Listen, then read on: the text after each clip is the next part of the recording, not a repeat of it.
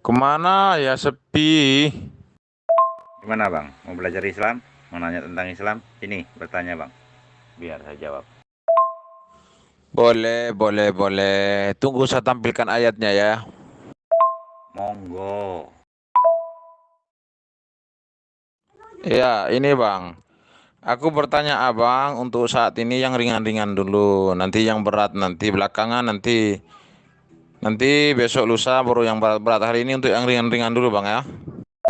Ya boleh yang berat, yang ringan itu menurut anda di dalam Islam itu sama semua. Di pandangan kami itu sama semua. Nggak ada yang berat, nggak ada yang ringan. Silakan, tanya apa saja. Ada 6.600 pertanyaan lah. Saya kasih anda kesempatan.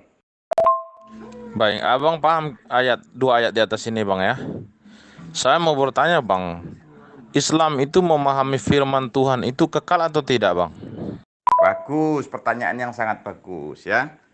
Ilmu Allah dalam ilmu pembahasan tauhid itu ada sifat kalam.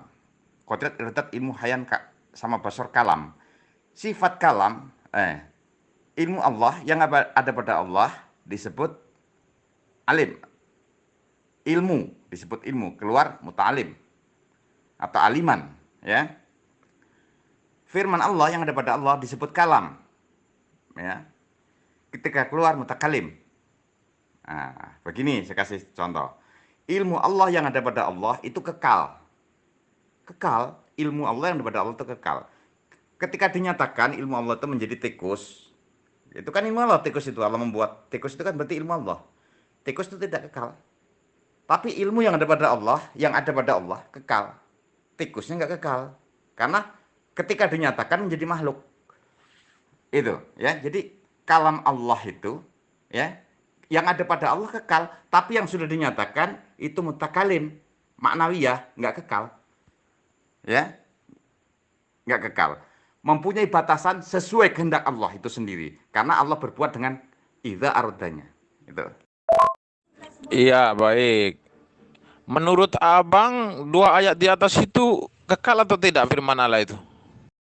Kan sudah saya bilang, Bang. Quran itu nggak cuma 2 ayat. Quran itu ada 6.236 ayat. Bukan jangan cuma tanya 2 ayat, sedikit sekali. 6.236 ayat gitu loh nanyanya, ya. Jadi kalam Allah yang ada pada Allah itu kekal. Namanya suruhi kodim. Itu ada pada Allah kekal, nggak akan berubah. Tapi yang sudah dinyatakan, sudah dinyatakan ini sifatnya tidak kekal karena dia mutakalim maknawiyah. Hanya menurut kehendaknya, kehendak Allah sampai kiamat gitu. Terserah Allah apa yang sudah keluar. Misalnya begini, umur iblis sampai kiamat, ya terserah Allah. Umur bumi sampai kiamat, terserah Allah. Apa yang sudah keluar dari Allah itu tidak kekal karena dia makhluk, tetapi berjalan sesuai kehendak Allah itu sendiri. Maka yang kalam itu, firman itu yang ada pada Allah, yang keluar itu namanya mutakalim. Begitu. Ilmu Allah yang ada pada Allah namanya ilmu, keluar namanya makhluk. Seperti itulah analoginya. Artinya firman Allah itu jikalau dia masih ada kepada diri Allah itu kekal. Tetapi firman yang tertulis yang sudah dibukukan atau di Al-Qur'an ataupun kitab-kitab artinya itu tidak kekal lagi. Firman Allah yang pada Allah, Anda harus kenal Allah dulu. Firman yang ada pada Allah, dia kekal. Allah tuh walaupun dia sudah keluar, yang keluar ini bisa orang lupa, bisa orang salah nulis, bisa. Tapi Allah, si yang ada pada Allah, Quran yang ada pada Allah ini, dia kekal. Nah Allah itu berhak memberi petunjuk ketika lupa diingatkan, terserah Allah. Begitu. Karena yang ada pada Allah kekal, yang tertulis bisa salah nulis, bisa. Tapi nanti diingatkan oleh Allah, karena kekal. Yang ada pada Allah itu yang kekal. Dia yang akan memberi petunjuk. Misalnya ini contoh saya bilang seperti itu kan, contoh saja. Itu paham nggak? Iya, itu kan firman Allah. Abang katakan tadi kalau firman Allah masih kepada diri Allah kekal, tetapi kalau sudah dibukukan firman itu dicatat, sudah dibukukan menjadi Al-Qur'an, apakah masih kekal atau tidak? Begini, ya. Allah itu yang ada pada Allah itu kekal. Artinya Quran yang ada sekarang ya ada pada Allah. Maksud nggak? Kekal yang ada pada Allah. Yang keluar ya nggak kekal. Orang bisa salah. Misalnya saya sudah nginget ngapa lupa, ya kan? Kan nggak kekal. Yang ada pada yang sudah keluar itu nggak kekal. Tapi yang ada pada Allah kekal. Itu. Quran ini apa setelah sudah difirmankan terus pada Allah habis? Enggak kekal yang sama Allah itu. Dan Allah selalu memberi petunjuk kepada hambanya. Seperti itu. Ngerti nggak? Maksud nggak? Ini dulu dipahami. Baik, pertanyaan saya yang paling gampang sekarang biar abang lebih paham. Firman Allah yang sudah tercatat di Al-Quran itu, yang salah satunya 2 ayat yang sudah saya tampilkan di atas itu, kekal atau tidak? Pertanyaannya nggak usah diganti-ganti karena jawabannya sama. Kalam Allah yang ada pada Allah kekal. Walaupun sudah keluar, misalnya begini, Allah membuat tikus. Ilmu tikus yang ada pada Allah itu masih tetap ada. Walaupun nanti tikus ini mati, Allah akan menggantinya dengan tikus yang lain. Artinya tetap tikus seperti itu juga, ya. Jadi maksud nggak dijaga oleh Allah tuh ada pada Allah, dijaga oleh Allah, Quran itu ada pada Allah, maksudnya. Artinya abang setuju kalau firman Allah yang sudah dibukukan menjadi Al-Quran itu adalah kekal. Anda nggak ngerti yang saya katakan, makanya pahami bahasa orang, retorika orang. Firman Allah yang ada pada Allah kekal, yang keluar hanya mutakalim. Ya, kalau Allah sudah ngomong saya menjaganya, dijaga oleh Allah. Ya, firman Allah, Quran itu ada pada Allah dan ada pada tulisan itu. Tulisan itu bisa tulisannya sobek, kan nggak kekal. Ya kan? Penghafalnya mati, kan nggak kekal. Tapi tetap pada Allah, sehingga Allah akan memunculkan orang-orang seperti itu, tulisan seperti itu. Karena Allah yang menjaga selalu Quran itu. Paham nggak? Saya tidak bertanya tulisan sobek. Saya bertanya firman Allah yang Allah ucapkan itu, yang dicatat di Al-Quran itu, hukum-hukum yang diucapkan oleh Allah yang dicatat di Al-Quran itu kekal atau tidak? Mau sobek mau enggak, saya sudah menjelaskan lebih detail dari sekedar pertanyaan Anda. Firman Allah yang ada pada Allah itu kekal. Yang pada tulisan itu, tulisan bisa sobek, bisa kena air, bisa dimakan kambing, bisa apa? Bisa. Yang dihafal orang, orangnya bisa mati. Enggak kekal. Tetapi yang ada pada Allah kekal. Maksud enggak kamu? Maka kamu harus kenal Allah seperti saya mengenal Allah, sehingga kamu tahu bahasa saya ini. Baik, artinya abang mengatakan bahwa apa yang diucapkan Allah itu kekal ya? Yang diucapkan Allah yang nggak kekal, terserah Allah. Tapi yang ada pada Allah yang kekal. Maksud nggak? Saya seorang guru ini punya ilmu. Ilmu saya tulis di papan tulis.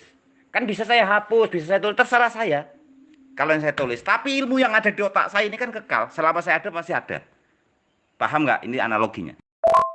Kalau abang mengatakan yang diucap oleh Allah itu kekal dan tidak kekal, hanya ada pada diri Allah yang kekal. Lalu bagaimana ketika Allah mengucapkan itu dicatat ke Al-Quran?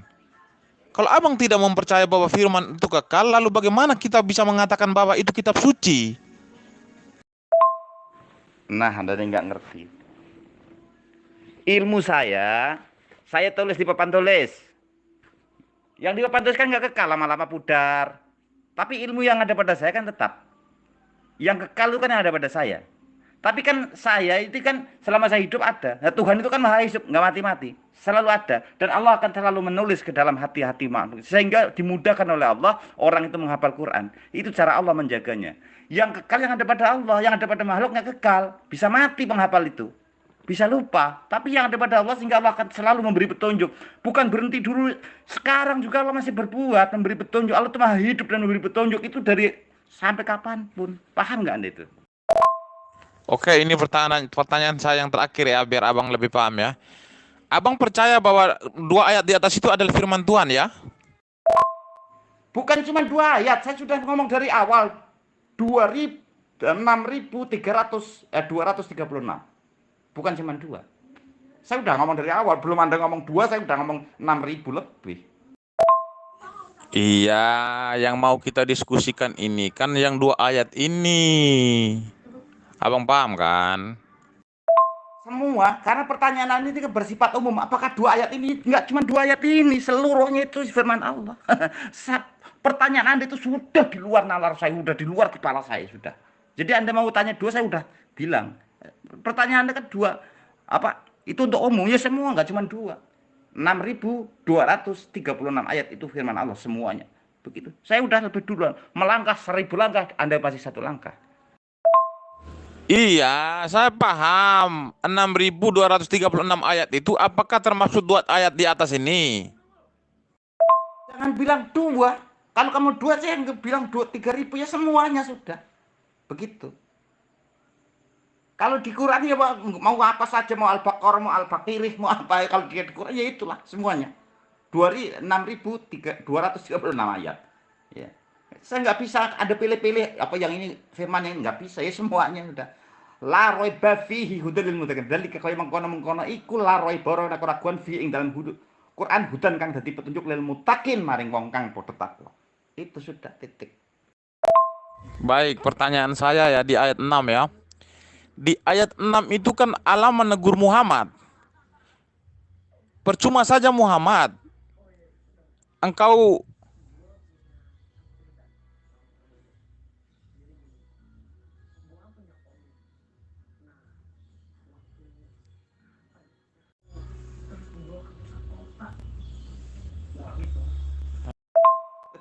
Santai Bang, santai jangan dihapus santai aja Bang. baik, pertanyaan saya. Di ayat pertama itu kan Allah menegur kepada Muhammad karena Muhammad ini mengajak orang-orang kafir itu supaya mengikuti ajaran Muhammad ya, menyembah kepada Allah. Tetapi ayat berikutnya, sesungguhnya orang kafir itu Allah telah mengunci hati mereka. Lalu bagaimana itu, Bang? Jadi di ayat 6 Allah berfirman, A'udzubillahi minasyaitonir rajim. Bismillahirrahmanirrahim. Innalladzi taman stune alladzina wong akeh. Inna sesungguhnya alladzina orang-orang atau orang banyak. Kafaru yang kafir syawaun itu sama saja mereka itu. Alaihim atas mereka itu. A'anzartahum diberi peringatan, dinasihati. Amlam tun dirhum atau tidak diberi peringatan, la yu'minun mereka itu tidak mau beriman. Karena keengganan mereka itu, ketidakmauan mereka itu, maka dibiarkan Allah dalam kesesatannya. Disesatkan itu maksudnya dibiarkan Allah. Misalnya begini, ada orang sesat dibiarkan. Dibiarkan dia dalam kesesatan itu seperti disesatkan. Seperti itu maksudnya. Maka Allah kunci mati hati mereka itu. Karena apa? Karena keengganannya, karena keingkarannya mereka. Dinasihatin nggak mau, udah. Seperti itu. Maka ditutup sama Allah pendengarannya. Karena akibat keingkarannya itu. Begitu. Karena dinasihatin terus, dinasihatin seperti itu kan nggak mau, gitulah. Baik. Artinya di ayat pertama itu walaupun Muhammad memberi peringatan kepada orang-orang itu tetapi percuma saja. Ya. Ayat ketujuhnya, karena Allah itu sudah telah mengunci hati orang-orang kafir itu. Jadi percuma saja walaupun Muhammad mengajak orang itu tidak akan terlaksanakan karena Allah telah mengunci hati orang-orang kafir itu. Pertanyaan saya, kalau Allah telah mengunci hati orang-orang kafir, lalu bagaimana dengan orang Kristen, orang Buddha, orang Hindu sekarang yang masuk Islam? Bagus, pertanyaannya bagus sekali. Jadi ayat ini nggak cuman ini yang berlaku, ayat lain Allah selalu memberi petunjuk. Itu berlaku, ayat petunjuk pun berlaku terus, tapi mereka enggan juga terus, maka Allah tutup itu terus. Jadi berlakunya itu semuanya. Ayat ini berlaku. Ayat ini berlaku karena sebab. Ada sebab. Tapi ayat yang lain juga Allah memberi petunjuk kepada manusia. Hudal linnas. Ya, diberi petunjuk. Selalu juga diberi petunjuk, tapi kan orang ini nggak mau terus. Maka ayat ini juga berlaku. Tapi ayat yang tadi juga berlaku. Allah memberi petunjuk.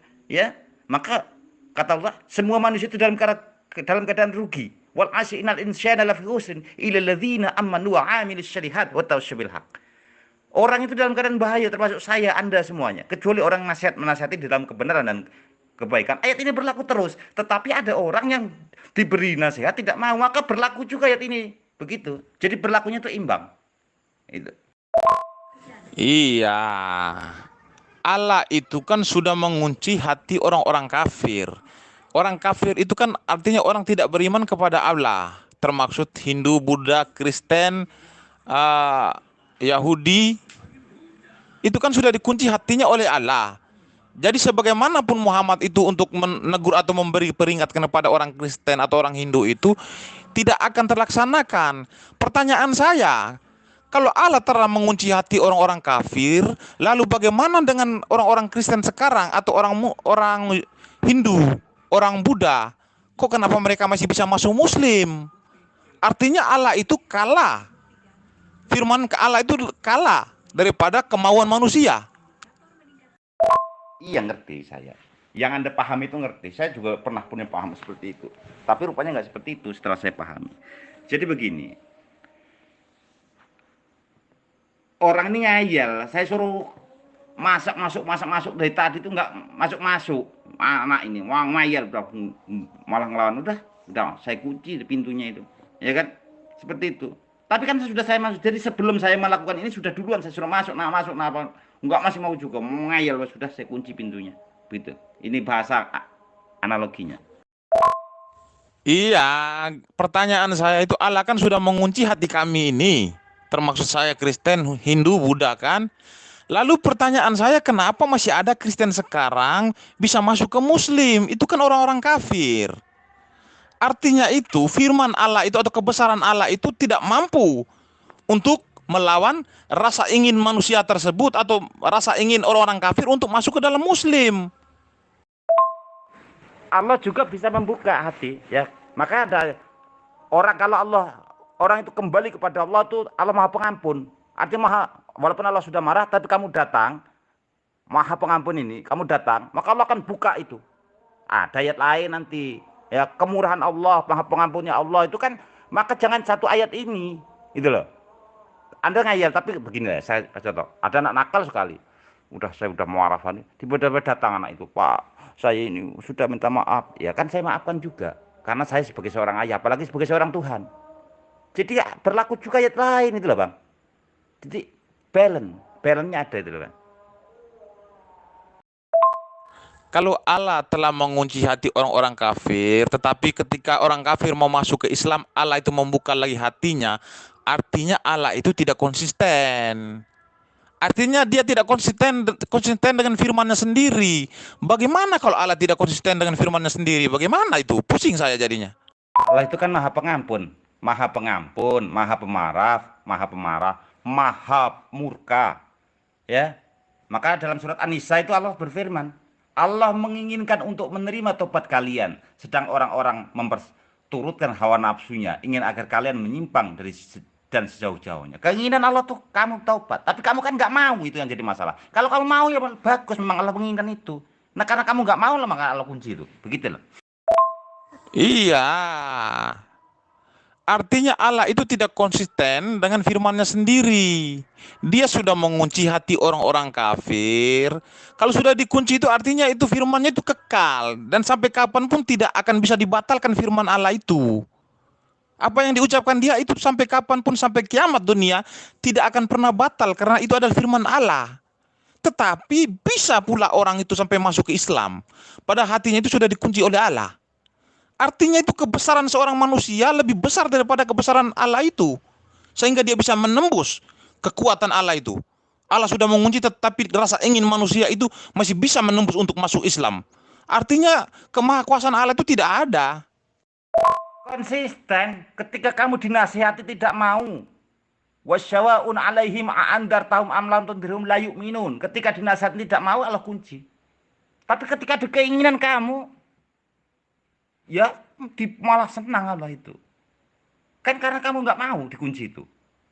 Suruh masuk nggak mau, ya dikunci sudah. Tapi kalau kamu ketuk pintunya, ya dibuka. Enak dari Islam memahaminya kalau sudah ikhlas hatinya. Iya. Iya. Cuman Allah itu tidak konsisten dengan firman-Nya sendiri. Dia sudah mengatakan bahwa dia telah mengunci hati-hati orang-orang kafir. Tetapi di satu sisi dia masih iya, saya paham. Saya memberi salah satu contoh yang gampang aja. Muhammad memberi peringatan kepada saya, ya. Tetapi Allah mengatakan pada Muhammad, Muhammad, percuma saja kamu memberitahu kepada orang-orang kafir itu, karena hati mereka saya sudah mengunci. Kalau hati orang-orang kafir itu sudah dikunci oleh Allah, lalu kenapa orang kafir itu masih bisa menembus ke agama Islam? Itu pertanyaan saya. Artinya kemahakuasaan Allah itu tidak sanggup untuk melawan rasa ingin manusia tersebut untuk masuk Islam. Nih, Anda punya keinginan Allah konsisten pada Al-Baqarah 7. Maksud Anda, Allah supaya konsisten dengan Al-Baqarah 7. Kalau hanya itu, Allah nggak konsisten dalam surat An-Nisa 27. Kedua-duanya harus konsisten. Begitu loh, paham kan? Kalau Anda orang akademis, ya, edukasinya bagus, itu paham itu. Allah tidak hanya konsisten di dalam Al-Baqarah 7, tapi juga konsisten di surat An-Nisa 27. Paham kan? Iya, saya paham. Artinya itu, walaupun Allah telah mengunci hati orang itu, tetapi dia masih bisa membukanya kembali. Gitu yang Anda maksud. Kan ada sebab. Allah itu berbuat itu sebab dosa karena dia berbuat, masuk surga karena dia berbuat. Di dalam Islam itu seperti itu logik. Dikunci karena dia nggak mau, sudah dinasihatin. Seperti itu. Ketika ada keinginan, ya dibuka. Seperti itu. Jadi nggak gimana ya? Kalau nggak dikunci Allah, ini mana ya kalau ngomong ya? Sesuatu yang terjadi buruk dan buruk kan atas kehendak Allah. Yang dalam paham Islam ini kaitannya dengan kode dan kodar. Masalahnya memang agak dalam sih ya. Supaya paham ini memang penjelasannya nggak seperti ini. Tapi saya ringkasnya saja saya ceritakan. Saya terangkan. Allah itu menuruti apa yang ada di hati hambanya. Itulah ringkasnya. Kalau kita baik, baik Allah. Kita jelek, jelek Allah pada kita. Itu. Allah menuruti apa yang ada di hati hambanya. Itu. Ya, kita mau datang ya Allah buka. Kita nolak ya dikunci. Itulah. Bang, kalau hati seseorang kalau sudah dikunci oleh Allah itu, rasa keinginan itu tidak ada lagi, sudah mati rasa. Karena Allah sudah mengunci hatinya. Kalau Allah sudah mengunci hati orang kafir, tetapi rasa inginnya masih ada, artinya firman Allah itu tidak kekal. Kemahakuasaan Allah itu tidak kuat. Kalau firman Allah itu kuat, kemahakuasaan itu besar, artinya kalau dia sudah mengunci hati orang itu, sampai kapanpun tidak akan bisa terbuka lagi. Rasa keinginan manusia tersebut untuk bertobat, untuk memasuk Islam pun tidak bisa lagi, karena sudah dikunci. Kecuali Allah sendiri yang membukanya kembali, maka orang itu akan beringin untuk masuk Islam. Tetapi selama Allah belum membuka kuncinya, orang tersebut tidak akan punya rasa ingin untuk masuk Islam. Ya memang dikunci sampai mati dia kalau dinasihatin nggak mau dikuncinya. Ayat ini kan bukan kapan berlakunya. Berlaku pada Anda sekarang atau nanti waktu mau mati. Tahu nggak ayatnya? Ayat ini berlaku pada Anda sekarang atau nanti waktu detik-detik mau mati. Saya tanya dulu itu. Iya, abang mengatakan menguncinya sampai mati.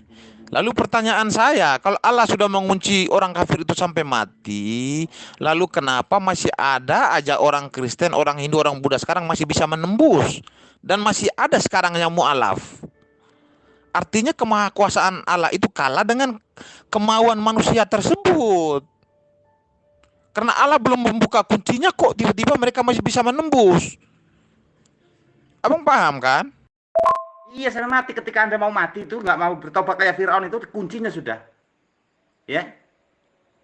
Seperti itu. Ayat itu ada konteks berlakunya kapan? Konteks ayat itu. Ayat membunuh itu ada berlakunya waktu perang. Ayat ini kapan berlakunya ayat ini? Pada manusia. Ketika sudah dinasihati, dinasihati tidak mau. Sama saja mereka sampai mati dia seperti itu. Di detik-detik mau mati kuncinya sama Allah. Jadi Anda harus tahu itu. Kapan berlakunya ayat? Ayat perang kapan berlaku? Ayat damai kapan berlakunya damai? Di saat perang harus dengan ayat perang. Di saat damai harus dengan ayat damai. Saat mau mati ya berlaku juga ayat seperti itu. Maka barang siapa orang ini ketika hidup datang, wal asri inal insana lafi husrin ila ladzina amanu wa amilus solihat wa tawassaw bil haq wa tawassaw bis sabr. Coba Anda lihat surat ini Az-Zumar 55. Coba Anda lihat Az-Zumar 55. Coba nanti Anda akan sedikit memahami. Kapan itu? Ya. Diseru kepada Allah, ya. Ikutilah apa yang diturunkan Allah sebelum datang azab yang datang dengan tiba-tiba. Setelah dikunci mati hatinya di detik-detik kematian itu, mau ke mana kita? Karena di dalam hidup kita, di dalam hidup ini berlaku nasihat. Tapi sampai detik-detik mau mati dia masih nggak berlaku, itu kuncinya hatinya. Sudah. Apalagi orang mau mati enak kali hidupnya membangkang tiba-tiba mau mati dia enak-enakan. Orang lain sudah sodako, sudah ngasih fakir miskin, sudah apa yang ini nggak pernah apa menantang melulu, giliran mau mati baru dia mau tobat. Kan nggak masuk akal. Nuntutlah yang berbuat baik nanti. Allah kan harus adil. Iya, lalu bagaimana dengan orang-orang yang sudah masuk Islam sekarang? Contohnya orang Kristen, orang Hindu, orang Buddha, itu kan orang kafir. Lalu bagaimana dengan mereka? Apakah hati mereka sudah dibuka oleh Allah atau atas keinginan mereka sendiri untuk masuk itu? Maka diberinya nasihat, ya, diberinya nasihat. Orang ini siapa saja, orang Islam juga bisa berbuat salah. Maka diberi nasihat dengan Quran. Orang Islam juga diberi nasihat dengan Quran itu supaya jangan buat salah. Untuk manusia termasuk Anda, tapi kan ada yang menerima, ada yang enggak. Quran itu hudal linnas, petunjuk bagi manusia. Ya, sekarang kan bisa baca internet, bahasa. Kenapa dia nggak mau? Kenapa nggak kenapa dia jauhin? Kan salah sendiri, jangan salahkan Tuhan. Ya, lalu dia mau mati sehingga Allah kunci di detik kematiannya tuh, hatinya itu. Ya, tapi kan ayat ini berlaku ada surat An-Nisa 27. Di situ Allah menginginkan dalam hidup, kepingin orang ini selamat, tapi nggak mau. Dia lebih menuruti iblis. Begitu loh. Dan Allah memang memberi kebebasan kepada manusia untuk memilih, ya. Kita diberi kebebasan itu untuk memilih. Mau kafir silahkan kafir, tapi Allah apa? Ah, surat Al-Kahfi 29 itu. Wattabi'u ahsan a'udzubillahi minasyaitonir rajim bismillahirrahmanirrahim. Wattabi'u ahsan ma unzila ilaikum min rabbik. Apa? Wa qulil haqqu min rabbik faman syaa'a falyu'min wa man syaa'a falyakfur. Katakanlah kebenaran itu yang datang dari Rabbmu. Barang siapa yang beriman silakan beriman, barang siapa mau kafir silakan kafir. Nah, terus dinasihat, tapi kan nasihat itu selalu kita ini setiap waktu diperintah, orang Islam juga diperintah menasehati. Ketika dinasihati nggak mau sampai mau mati ya sudah dikunci sama Allah. Jadi kan ada sebabnya, bukan ujuk-ujuk begitu. Ya, kita mau mengukur keadilan Allah, masya Allah itu. Nggak keukur kita. Iya, pertanyaan saya gampang, Bang. Sekarang yang sudah masuk Islam itu sudah menjadi mualaf, orang-orang dari kafir itu atas keinginan mereka sendiri, ataukah Allah telah membuka kunci itu sehingga mereka sudah bisa masuk? Karena begini, Allah itu selalu menuruti apa yang disangka hambanya. Ketika dia ada sedikit saja keinginan, Allah itu akan membukanya banyak. Jadi rahmat Allah mendahului murkanya. Ya, begitu Bang. Lah Anda dinasihatin saja nggak mau, apalagi terbersit dengan sendirinya. Mana nggak pegel Allah itu. Dinasihati begini aja Anda nggak mau, apalagi terbersit. Nah kalau udah tiba-tiba terbersit, oh Allah lebih senang. Senangnya Allah itu, maka dia memberi rahmatnya besar. Gitu loh. Anda ini diberi kebebasan untuk benar atau untuk salah, mengikuti petunjuk atau mengikuti iblis. Nah, kalau Anda ingin mengikuti iblis, ya silahkan ikuti iblis. Itu kan? Kalau Anda ingin mengikuti Allah, ya ikuti Allah. Seperti itu. Diberi kebebasan, tapi dengan konsekuensi akan menerima balasannya masing-masing. Begitu. Ya. Kan gampang sebenarnya memahaminya. Tapi Anda terlalu berbelit-belit cara memahaminya. Itu yang membuat Anda susah. Oh, saya paham apa yang Abang katakan tadi. Artinya walaupun Allah itu telah mengunci, tetapi jikalau masih ada rasa ingin orang tersebut ingin bertobat, artinya Allah itu masih bisa menerimanya kembali atau membuka kembali kunci itu. Menguncinya itu kapan? Ini yang belum Anda pahami dengan detail. Kapan Allah menguncinya itu? Menguncinya itu setelah dinasehati sampai dia mau mati tuh. Dia nggak mau, atau dia malah melawan, atau malah memerangi. Nah, jadi ada sebab Bang. Ini kita bahas. Tapi ini menarik, nanti kita bahas. Saya sholat dulu sebentar, nanti kita bahas. Ini menarik sekali nih. Nanti saya terangkan insya Allah ya. Loh, bukannya kata-kata itu ditegur Allah pada zaman Muhammad. Artinya ayat itu sudah berlaku pada zaman Muhammad, bukan pada zaman sekarang ketika orang mau mati. Tidak. Allah itu menegur pada zaman Muhammad. Pada zaman Muhammad itu turunnya, ya. Pada zaman Muhammad itu turunnya, ya. Jadi berlakunya itu sesuai kehendak Allah. Seperti begini, perintah haji di zaman Muhammad, tapi kan ada waktunya haji. Perintah membunuh itu sudah ada zaman Muhammad, tapi kan ada saatnya membunuh, saat perang, saat melaksanakan vonis. Berlakunya ayat ini, konteksnya itu di mana? Itu loh. Kalau perintahnya sejak zaman dulu, tapi kan tiap hari konteksnya berbeda-beda. Ada orang memerangi kita, boleh bunuh. Orang nggak memerangi kita, nggak boleh dibunuh. Jadi ayat ini berlakunya itu kapan? Ayat penempatannya itu kapan? Kalau turunnya dulu, tapi penempatnya kan kapan coba? Oh ya Bang, satu ilmu ini. Mudah-mudahan dengan ilmu ini Anda akan terbuka pikirannya. Begini Bang. Jadi firman Allah itu kekal Bang. Kekal itu dari zaman dulu purbakala sampai nanti berubah seperti itulah, nggak berubah. Quran itu ada pada Allah tuh dari zaman purbakala sampai nanti itu seperti itu, ya. Maka ketika Allah maksud mengunci hati mereka ya, itu sudah dilakukan juga sebelum Quran itu turun. Allah sudah melakukan firman itu kepada Firaun, ya, kepada Firaun. Salah satu contohan dikunci hatinya karena sudah dinasihatin malah merangi si Musa, maka dikunci hatinya. Nah, jadi ayat ini sudah berlaku sebelum turun, itu sudah berlaku karena firman Allah yang ada pada Allah itu kekal. Kekal itu maksudnya tidak berubah dari awal sampai akhir.